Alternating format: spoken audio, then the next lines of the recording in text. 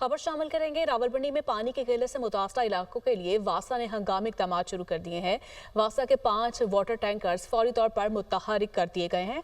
इसी पर मजीद बात कर लेते हैं। हमारे साथ मौजूद हैं वज़ीर इत्तलात पंजाब अस्मा बुखारी साहिबा। बहुत शुक्रिया अस्मा साहिबा आपके कीमती वक्त का। जिस तरह से हम देख रहे हैं रावलपिंडी में एक पानी का बहरान है और शदीद किल्लत पैदा हो गई है, इस हवाले से आपसे जानेंगे हंगामी इक़दाम क्या किए जा रहे हैं। जी बहुत शुक्रिया। देखिए, ये दुनिया टीवी पे आज आपके खबर जो है वो चली थी रावलपिंडी में पानी की कमी के हवाले से। उस पर चीफ मिनिस्टर साहबा ने फौरी तौर पर नोटिस लेते हुए 15 जो वाटर टैंकर्स हैं उनको फौरी तौर पर जो है वो रवाना कर दिया था। और ये 15 वाटर टैंकर्स जो हैं ये 75,000 गैलन पानी जो है डेली लोगों के डोर स्टेप्स के ऊपर जो है वो प्रोवाइड करेंगे। लोगों को पानी लेने के लिए या उसके लिए कहीं दूर जाने की जरूरत नहीं होगी।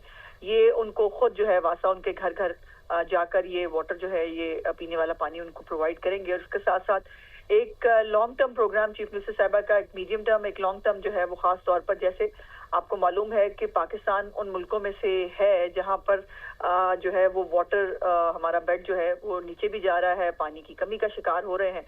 तो उस हवाले से जो है वो मुख्तलिफ चीफ मिनिस्टर साहब के इनिशिएटिव जो हैं वो ऑलरेडी मिड टर्म और लॉन्ग टर्म जो है वो शुरू किए जा चुके हैं।